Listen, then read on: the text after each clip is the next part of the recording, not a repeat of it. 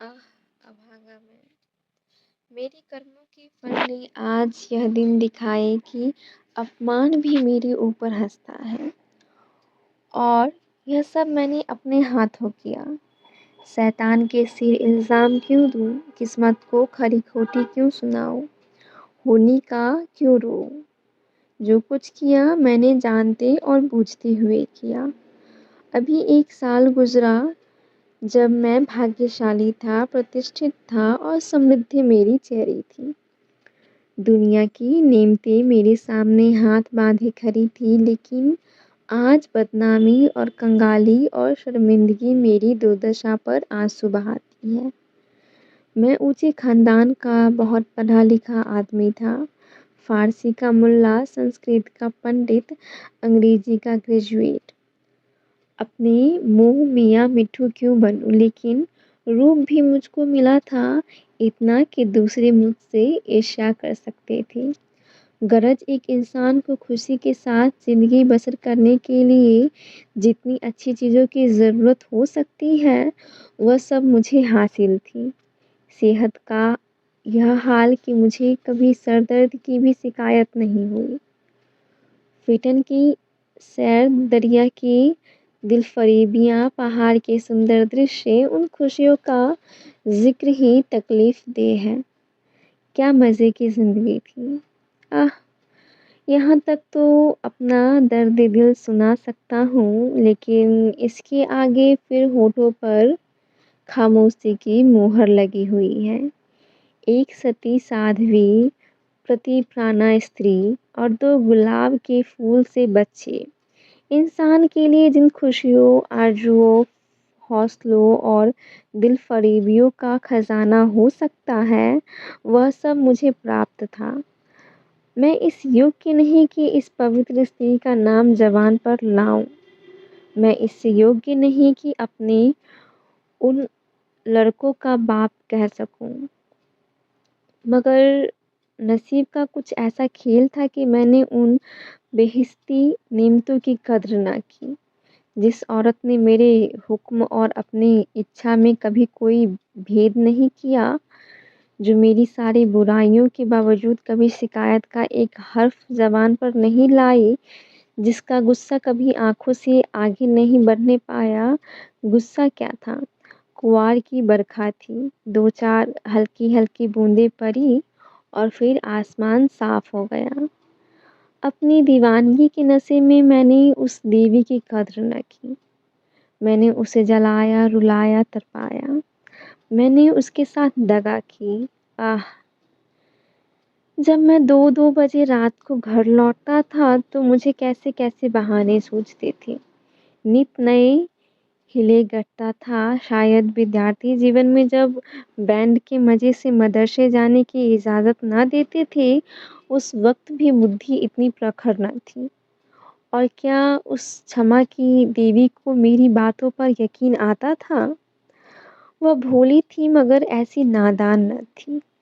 मेरी खुमार भरी आँखें और मेरे उथले भाव और मेरे झूठे प्रेम प्रदर्शन का रहस्य क्या उसे छिपा रह सकता था? लेकिन उसकी रग-रग में शराफ़त भरी हुई थी। कोई कमीना ख़याल उसकी ज़बान पर नहीं आ सकता था। वह उन बातों का ज़िक्र करके या अपने संदेहों को खुलेआम दिखलाकर हमारे पवित्र संबंध में खिंचाव या बदमज़गी पैदा करना बहुत अनुचित समझती थी। मुझे उसके विचार उसके माथे पर लिखे मालूम होते थे। उन बदमज़गियों के मुकाबले में उसे जलना और रोना ज़्यादा पसंद था। शायद वो समझती थी कि मेरा नशा खुद ब खुद उतर जाएगा। काश! इस शराफ़त के बदले उसके स्वभाव में कुछ ओझापन और अनुदारता भी होती। काश! वह अपने अधिकारों को अपने हाथ में रखना जानती। काश वह इतनी सीधी न होती। काश वह अपने मन के भावों को छिपाने में इतनी कुशल न होती। काश वह इतनी मक्कार न होती। लेकिन मेरी मक्कारी और उसकी मक्कारी में कितना अंतर था। मेरी मक्कारी हरामकारी थी, उसकी मक्कारी आत्म बलिदानी। एक रोज़ मैं अपने काम से फुर्सत पाकर शाम के वक़्त मनोरंजन के लिए आनंद वाटिका में पहुँचा और संगमरमर के हौज पर बैठकर मछलियों का तमाशा देखने लगा। एकाएक निगाह ऊपर उठी तो मैंने एक औरत का बेले की झाड़ियों में फूल चुनते देखा। उसके कपड़े मैले थे और जवानी की ताजगी और गर्व को छोड़कर उसके चेहरे में कोई ऐसी खास बात न थी। उसने मेरी तरफ आंखें उठाई और फिर फूल चुनने लग गई, गोया उसने कुछ देखा ही नहीं। उसकी इस अंदाज ने, चाहे उसकी सरलता ही क्यों न रही हो, मेरी वासना को और भी उद्दीप्त कर दिया। मेरे लिए यह एक नई बात थी कि कोई औरत इस तरह देखे कि जैसे उसने नहीं देखा। मैं उठा और धीरे-धीरे कभी ज़मीन और कभी आसमान की तरफ ताकते हुए बेले की झाड़ियों के पास जाकर खुद भी फूल चुनने लगा। इस ढिठाई का नतीजा यह हुआ कि वह मालिन की लड़की वहाँ से तेज़ी के साथ बाग के दूसरे हिस्से में चली गई। उस दिन से मालूम नहीं वह कौन-सा आकर्षण था जो मुझे रोज़ शाम को वक़्त आनंद आनंद वाटिका की तरफ खींचे ले जाता। उसे मोहब्बत हरगिज़ नहीं कह सकती। अगर मुझे उस वक़्त भगवान ना करे उस लड़की के बारे में कोई शोक समाचार मिलता, तो शायद मेरी आँखों से आँसू भी न निकलते। जोगिया धारण करने की तो चर्चा ही व्यर्थ है। मैं रोज़ जाता और नए-नए रूप धर कर जाता, लेकिन जिस प्रकृति ने मुझे अच्छा रूप रंग दिया था, उसने मुझे वाचालता से वंचित भी कर रखा था। मैं रोज़ जाता और रोज़ लौट जाता। प्रेम की मंजिल में एक भी कदम आगे न बढ़ पाता था। हाँ, इतना अलबत्ता हो गया कि उसे वह पहले सी झिझक न रही। आखिर इस शांतिपूर्ण नीति को सफल बनाने होते देख मैंने एक नई युक्ति सोची। एक रोज़ अपने साथ अपने शैतान बुलडॉग टॉमी को भी लेता गया। जब शाम हो गई और वह मेरे धैर्य का नाश करने वाली फूलों से आँचल भरकर अपने घर की ओर चली, तो मैंने अपने बुलडॉग को धीरे से इशारा कर दिया। बुलडॉग उसकी तरफ बाज की तरह झपटा। फूलमती ने एक चीख मारी, 2-4 कदम दौड़ी और ज़मीन पर गिर पड़ी। अब मैं छड़ी हिलाता बुलडॉग की तरफ गुस्से भरी आँखों से देखता और हाय हाय चिल्लाता हुआ दौड़ा और उसे ज़ोर से 2-3 डंडे लगाए। फिर मैंने बिखरे हुए फूलों को समेटा, सहमी हुई औरत का हाथ पकड़कर बिठा दिया और बहुत लज्जित और दुखी भाव से बोला, "यह कितना बड़ा बदमाश है। अब इसे अपने साथ कभी नहीं लाऊँगा। तुम्हें इसने काट तो नहीं लिया?" फूलमती ने चादर से सर को ढकते हुए कहा, "तुम न आ जाते तो वह मुझे नोच डालता।" मेरे तो जैसे मन भर में पैर हो गए थे। मेरा कलेजा तो अभी भी धड़क रहा है। यह तीर लक्ष्य पर बैठा। खामोश की मुहर टूट गई, बातचीत का सिलसिला कायम हुआ। बाँध में एक दरार हो जाने की देर थी, फिर तो मन की उमंगों ने खुद ब खुद काम करना शुरू किया। मैंने जैसे-तैसे जाल फैलाए, जैसे-तैसे स्वांग रचे, वह रंगीन तबीयत के लोग खूब जानते हैं। और यह सब क्यों? मोहब्बत से नहीं, सिर्फ़ ज़रा देर दिल को खुश करने के लिए, सिर्फ़ उसके भरे पूरे शरीर और भोलेपन पर रीझ कर। यूँ मैं बहुत नीच प्रवृत्ति का आदमी नहीं हूँ। रूप-रंग में फूलमती का इंदु से मुकाबला न था। वह सुंदरता के साँचे में ढली हुई। कवियों ने सौंदर्य की जो कसौटियाँ बनाई हैं, वह सब वहाँ दिखाई देती थी, लेकिन पता नहीं क्यों मैंने फूलमती की धसी हुई आँखों और फूले हुए गालों और मोटे-मोटे होठों की तरफ अपने दिल का ज़्यादा खिंचाव देखा। आना-जाना बढ़ा और महीना भर भी गुज़रने न पाया कि मैं उसकी मोहब्बत के जाल में पूरी तरह फँस गया। मुझे अब घर की सादा ज़िंदगी में कोई आनंद न आता था।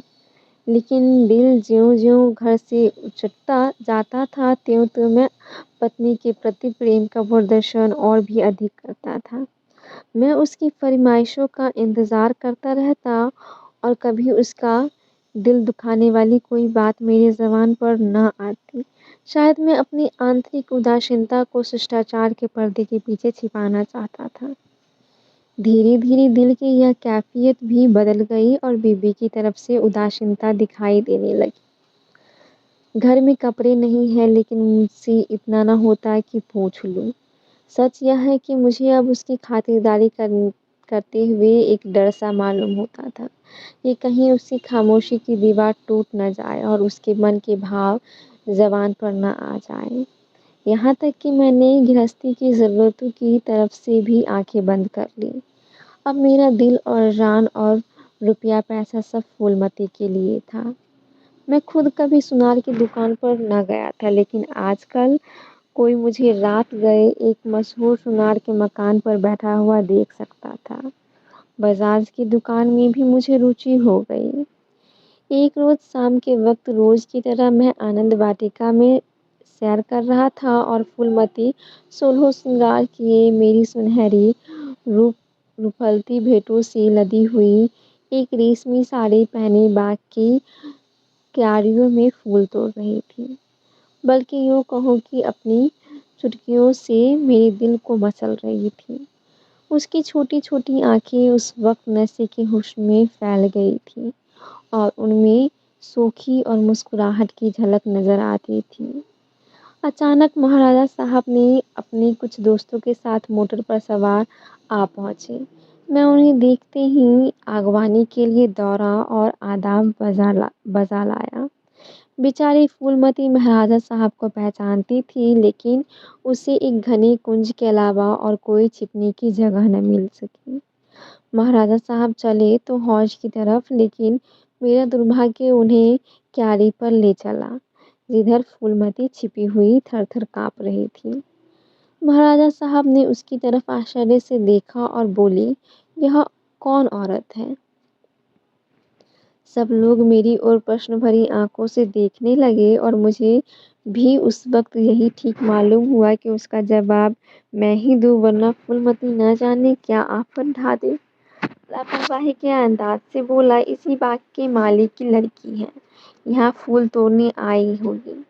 फूलमती लज्जा और भय के मारे जमीन में धंसी जाती थी। महाराजा साहब ने उसे सर से पांव तक गौर से देखा और तब संदेहशील भाव से मेरी तरफ देखकर बोला, यह मालिक की लड़की है।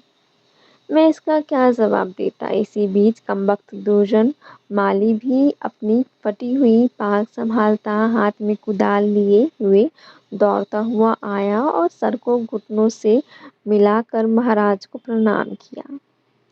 महाराज ने जरा तेज लहजे में पूछा, यह तेरी लड़की है? माली के होश उड़ गए। कांपता हुआ बोला, हुजूर। महाराज, तेरी तनख्वाह क्या है? दुर्जन, हुजूर 5 रुपए। महाराज, ये लड़की कवारी है या ब्याही? दुर्जन, हुजूर अभी कवारी है।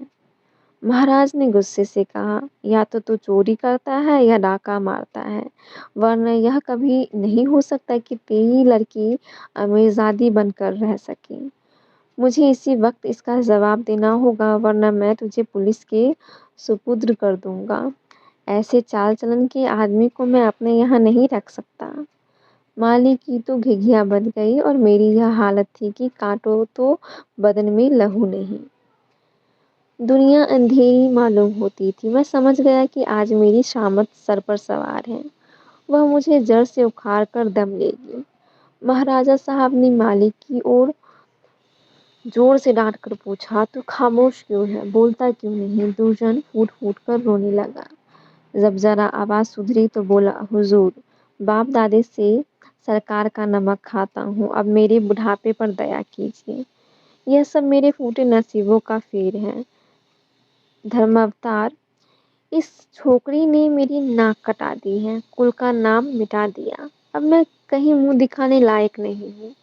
इसको सब तरह से समझाया बुझाया हार गए हुजूर, लेकिन मेरी बात सुनती ही नहीं। तो क्या करूं हुजूर? माई बाप हैं, आपसे क्या पर्दा करूं?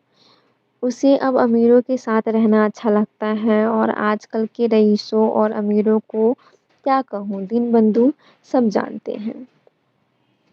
महाराजा साहब ने ज़रा देर गौर करके पूछा, क्या उसका किसी सरकारी नौकरी से संबंध है? दुर्जन ने सर झुकाकर कहा, हुजूर। महाराज साहब, वह कौन आदमी है, तुम्हें उसे बतलाना होगा। दुर्जन, महाराज जब पूछेंगे तब बता दूंगा, साँच को आँच क्या। मैंने तो समझा था कि इसी वक्त सारा पर्दा फाश हुआ जाता है, लेकिन महाराज साहब ने अपने दरबार के किसी मुलाजिम की इज्जत को इस तरह मिट्टी में मिलाना ठीक नहीं समझा। वे वहां से टहलते हुए मोटर पर बैठकर महल की तरफ चले। इस मनहूस वाक्य के 1 हफ्ते बाद एक रोज मैं दरबार से लौटा तो मुझे अपने घर में एक बुढ़ी औरत बाहर निकलती हुई दिखाई दी। उसे देखकर मैं ठिठका। उसे चेहरे पर बनावटी भोलापन था और जो कुटनियों के चेहरे की खास बात है। मैंने उसे डांट कर पूछा, तू कौन है, यहाँ क्यों आई है? बुढ़िया ने दोनों हाथ उठाकर मेरी मेरी बलाएं ली और बोली, बेटा नाराज ना हो, गरीब भिखारी हूँ, मालकिन का सुहाग भरपूर रहे, उसे जैसा सुनती थी वैसा ही पाया। यह कहकर उसने जल्दी से कदम उठाए और बाहर चली गई। मेरे गुस्से का पारा चढ़ा। मैंने घर जाकर पूछा, यह कौन औरत थी?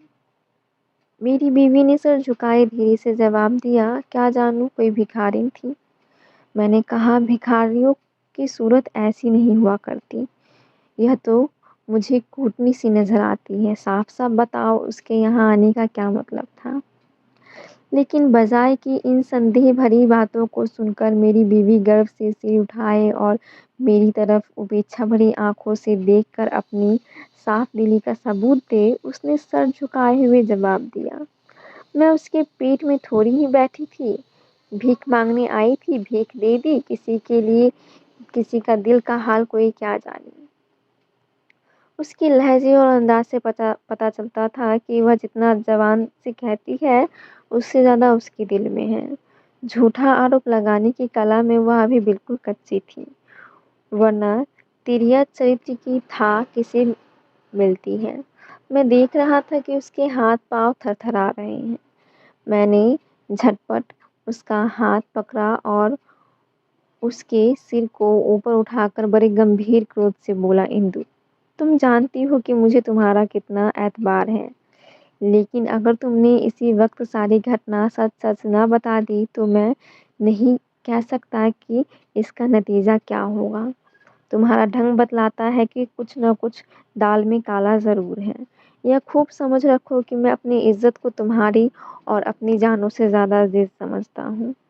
मेरे लिए यह डूब मरने की जगह है कि मैंने अपनी बीवी से इस तरह की बातें की। उसकी ओर से मेरे लिए दिल में संदेह पैदा हो। मुझे अब ज़्यादा सब्र की गुंजाइश नहीं है। बोलो, क्या क्या बात है? इंदुमती मेरे पैरों पर गिर पड़ी और रोकर बोली, मेरा कसूर माफ कर दो। मैंने गरज कर कहा, वह कौन सा कसूर है? इंदुमती ने संभल कर जवाब दिया, तुम अपने दिल में इस वक्त जो ख्याल कर रहे हो उसे एक पल के लिए भी वहाँ न रहने दो, वरना समझ लो कि आज ही इस जिंदगी का खात्मा है।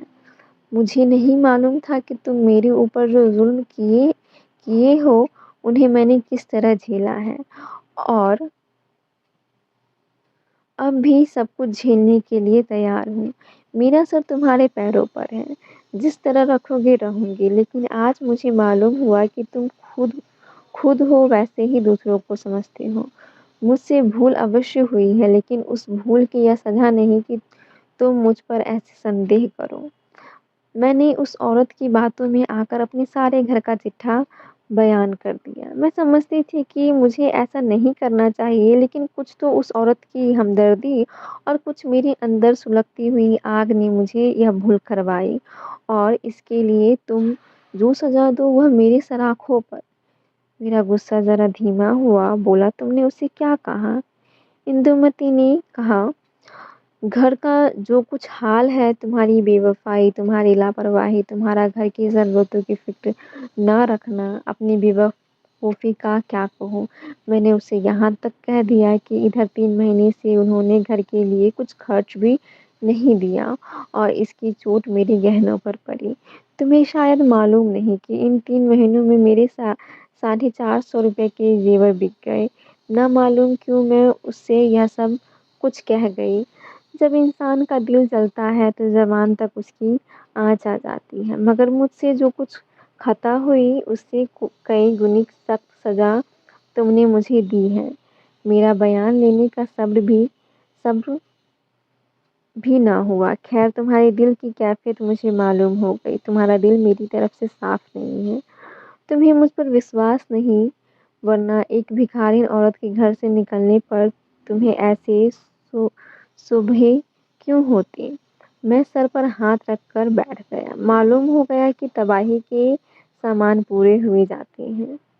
दूसरे दिन मैं ज्यों ही दफ्तर में पहुंचा, चौबदार ने आकर कहा, महाराज साहब ने आपको याद किया है। मैं तो अपनी किस्मत का फैसला पहले से ही किए बैठा था। मैं खूब समझ गया कि वह बुढ़िया खुफिया पुलिस की कोई मुखबिर है जो मेरे घरेलू मामलों की जांच के लिए तैनात हुई होगी। कल उसकी रिपोर्ट आई होगी और आज मेरी तलबी है। खौफ से सहमा हुआ लेकिन दिल को किसी तरह संभाले हुए कि जो कुछ सर पर पड़ेगी देखा जाएगा। अभी से क्यों जान दूँ। मैं महाराजा की खिदमत में पहुंचा।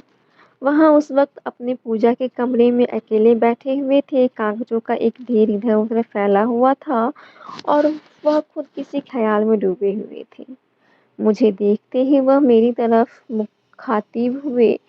उनके चेहरे पर नाराज़गी के लक्षण दिखाई दिए। बोले, कुंवर श्याम सिंह, मुझे बहुत अफ़सोस है कि तुम्हारी बाबत मुझे जो बातें मालूम हुई, वह मुझे इस बात के लिए मजबूर करती है कि तुम्हारे साथ सख्ती का बर्ताव किया जाए। तुम मेरे पुराने वसीकदार हो और तुम्हें यह गौरव कई पीढ़ियों से प्राप्त है। तुम्हारे बुजुर्गों ने हमारे खानदान की जान लगाकर सेवाएं की हैं और उन्हीं के सिले में यह वसीका दिया गया था, लेकिन तुमने अपनी हरकतों से अपने को इस कृपा के योग्य नहीं रखा। तुम्हें इसलिए वसीका मिलता था कि तुम अपने खानदान की परवरिश करो, अपने लड़कों को इस योग्य बनाओ कि वह राज्य की कुछ खिदमत कर सके, लेकिन उन्हें शारीरिक और नैतिक शिक्षा दो ताकि तुम्हारी जात से रियासत की भलाई हो, ना कि इसलिए कि तुम इस रुपये को बेहुदा ऐशपंती और हरामकारी में खर्च करो। मुझे इस बात से बहुत तकलीफ़ होती है कि तुमने अब अपने बाल बच्चों की परवरिश की ज़िम्मेदारी से भी अपने को मुक्त समझ लिया है। अगर तुम्हारा यही ढंग रहा तो यकीनन वसीकदारों का एक पुराना खानदान मिट जाएगा। इसलिए आज से हमने तुम्हारा नाम वसीकदारों की फ़हरिस्त से खारिज कर दिया और तुम्हारी जगह तुम्हारी बीबी का नाम दर्ज किया। वह अपने लड़कों का पालन पोषण करने की ज़िम्मेदार है।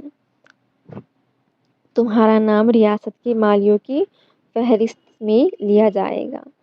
तुमने अपने को इसी योग्य सिद्ध किया और मुझे उम्मीद है कि यह तबादला तुम्हें नागवार न होगा। बस जाओ और मुमकिन हो तो अपने किए पर पछताओ। मुझे कुछ कहने का साहस न हुआ। मैंने बहुत धैर्यपूर्वक अपनी किस्मत का यह फैसला सुना और घर की तरफ चला। लेकिन 2 ही 4 कदम चला था कि अचानक ख़्याल आया, किसके घर जा रहे हो? तुम्हारा अब घर कहाँ है? मैं उल्टे कदम लौटा। जिस घर का मैं राजा था, वहाँ दूसरों का आश्रित बनकर मुझसे नहीं रहा जाएगा और रहा भी जाए तो मुझे रहना चाहिए। मेरा आचरण निश्चय ही अनुचित था, लेकिन मेरी नैतिक संवेदना अभी इतनी थोथी नहीं हुई थी। मैंने पक्का इरादा कर लिया कि इसी वक्त इस शहर से भाग जाना मुनासिब है, वरना बात फैलते ही हमदर्दों और बुरा चेतने वालों का एक जमघट हालचाल पूछने के लिए आ जाएगा। दूसरों की सूखी हमदर्दियाँ सुननी पड़ेगी, लेकिन जिनके पर्दे में खुशी झलकती होगी। एक बारक सिर्फ एक बार मुझे फूलमती का ख़्याल आया। उसके कारण यह सब दुर्गत हो रही है, उससे तो मिल ही लूँ। मगर दिल ने रोका। क्या एक वैभवशाली आदमी की जो इज़्ज़त होती है, वह अब मुझे हासिल हो सकती है? हरगिज़ नहीं। रूप की मंडी में वफ़ा और मोहब्बत के मुकाबले में रुपया पैसा ज़्यादा कीमती चीज़ें हैं। मुमकिन है कि इस वक़्त मुझ पर तरस खाकर या क्षणिक आवेश में आकर फूलमती मेरे साथ चलने को आमद हो जाए, लेकिन ये क्षणिक आवेश में आकर फूलमती मेरे साथ चलने पर आमद हो जाए, लेकिन उसे लेकर कहाँ जाऊँगा? पाँव में बेड़ियाँ डालकर चलना तो और भी मुश्किल है। इस तरह सोच-विचार कर मैंने बम्बई की राह ली और अब 2 साल से एक मिल में नौकर हूँ। तनख्वाह सिर्फ़ इतनी है कि ज्यों-त्यों ज़िंदगी का सिलसिला चलता रहे। लेकिन ईश्वर को धन्यवाद देता हूँ और इसी को यथेष्ट समझता हूँ। मैं एक बार गुप्त रूप से अपने घर गया था। फूलमती ने एक दूसरे रईस से रूप का सौदा कर लिया है, लेकिन मेरी पत्नी ने अपने प्रबंध कौशल से घर की हालत खूब संभाल ली है। मैंने अपने मकान को रात के समय लालसा भरी आँखों से देखा। दरवाजे पर 2 लालटेन जल रही थी और बच्चे इधर-उधर खेल रहे थे। हर सफाई और सुथरापन दिखाई देता था। मुझे कुछ अखबारों के देखने से मालूम हुआ कि महीनों तक मेरे पते निशान के बारे में अखबारों में इश्तिहार छपते रहे।